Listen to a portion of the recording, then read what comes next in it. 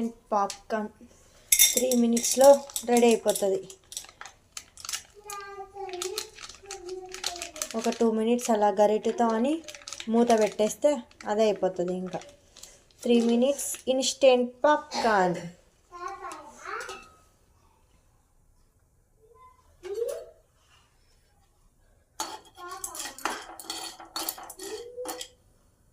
పిల్లలకి evening స్నాక్స్కి instant popcorn.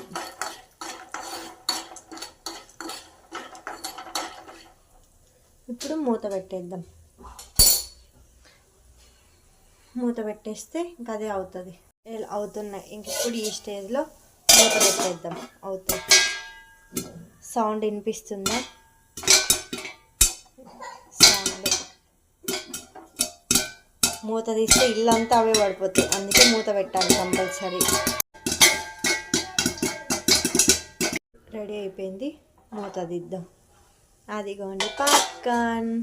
3 minutesలో అయిపోతుంది. Stove off చేస్తే రెడీ. అదిగోండి ఇలా పిల్లలకి ఇచ్చేద్దాం. పిల్లలకి ఇచ్చేస్తా. ఇంకా తింటున్నారు. తినుకుంటూ ఇంకా హోంవర్క్ రాపిచ్చేస్తా. మరి తర్వాత వంట స్టార్ట్ చేయాలి.